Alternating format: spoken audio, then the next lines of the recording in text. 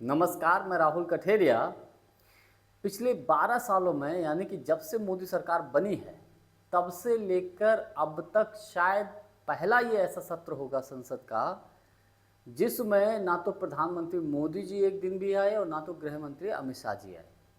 विपक्ष बार बार ये मांग उठाता रहा था कि गृह मंत्री अमित शाह जी सदन में आए और जवाब दें इस बात को कि जो छात्रों के ऊपर जो बर्बरतापूर्वक लाठीचार्ज हुआ, पैलेट गन का इस्तेमाल हुआ और जिस तरीके से आंसू गैस के गोले छोड़े गए, जितनी गंभीर तरीके से बीभत्स तरीके से छात्रों की पिटाई की गई, इसको लेकर गृह मंत्री अमित शाह जी सदन में आकर जवाब दें। लेकिन ऐसा बिल्कुल भी नहीं हुआ। कल चूंकि सदन का आखिरी दिन था, तो सभी लोग उम्मीद ये कर रहे थे कि गृह मंत्री जी आएंगे, प्रधानमंत्री जी आएंगे और इसका जवाब देंगे। हालांकि प्रधानमंत्री जी और गृह मंत्री अमित शाह जी दोनों ही लोग कल सदन में आए, लेकिन सदन में हुआ क्या? वंदे मातरम हुआ।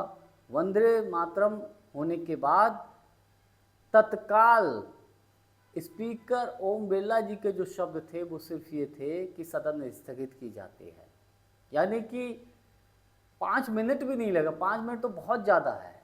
तत्काल सदन को स्थगित कर दिया और प्रधानमंत्री मोदी जी और गृह मंत्री अमित शाह जी चले जाते हैं। अब इसको लेकर विपक्ष हमलावर है, विशेषकर नेता प्रतिपक्ष राहुल गांधी जी हमलावर हैं। वो बाद में शाम को उन्होंने एक कार्यक्रम को संबोधित किया और कहा कि ये लोग बहुत डरे हुए हैं, रात रात में ये लोग सो नहीं पाते हैं और हम इनको सोने भी नहीं देंगे जब तक इनका इस्तीफा नहीं करवा लेंगे। कुल मिलाकर सबसे बड़ा मुद्दा यहाँ पर यह है कि देखिए, प्रधानमंत्री हों या गृह मंत्री अमित शाह जी हों या सत्ता पक्ष की जिम्मेवारी होती है सदन को चलवाना। अब चूंकि होना ये था कि यहाँ पर भले ही विपक्ष हंगामा करता, भले ही राहुल गांधी जी उनसे सवाल पूछते, लेकिन गृह मंत्री अमित शाह जी को सदन में आना अति आवश्यक था। प्रधानमंत्री मोदी जी का सदन में आना अति आवश्यक था। कम से कम विपक्ष के सवाल तो सुनते, आप जवाब देते या ना देते। अब इसको लेकर हमारे देश में तो छोड़ दीजिए, विदेशों की मीडिया भी इसका जो है एक तरीके से मज़े ले रही है, उपहास उड़ा रही है हमारे देश के प्रधानमंत्री का। अब सवाल यहाँ सबसे बड़ा ये है, राहुल गांधी जी सवाल पूछ रहे थे, आखिर डर किस बात का है? तो डर मुझे लगता है इस बात का है कि शायद पहली दफ़ा 12 सालों में जब से मोदी जी की सरकार बनी है, मोदी सरकार ये बनी है, बीजेपी की जब से सरकार बनी है तब से लेकर अब तक इतनी गंभीर तरीके से कभी नहीं फंसे।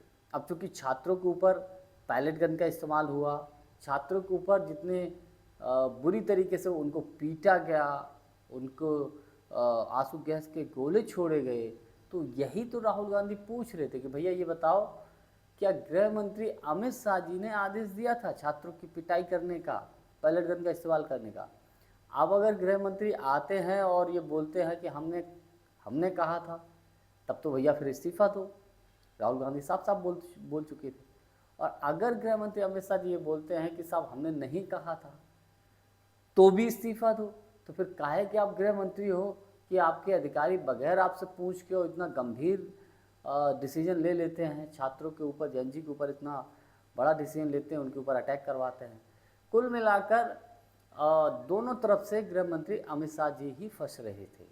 अब इसका पूरा जो निचोड़ निकल कर सामने आ रहा है, तो मेरा अपना व्यक्तिगत विश्लेषण ये है, मानना ये है कि ना तो मोदी जी आए ना तो अमित शाह जी आए, भारतीय जनता पार्टी पहली दफ़ा बैकफुट पर है। मतलब बैकफुट पर तो कई मुद्दे आए, लेकिन बुरी तरीके से घबराई हुई है, अंदर तक डर है। और राहुल गांधी ने तो साफ साफ ये बोल दिया है कि जब तक इस्तीफ़ा नहीं देंगे तब तक छोड़ेंगे नहीं, तब तक ये चैन से नहीं बैठ सकते। यानी कि कहीं ना कहीं मोदी जी को और अमित शाह जी को ये भी डर है, कहीं ऐसा ना हो कि आने वाले इस समय में स्थिति और ज़्यादा विकट हो जाए और ज़्यादा बुरी हो जाए। तो कुल मिलाकर ये फर्स्ट टाइम ऐसा देखने को मिला।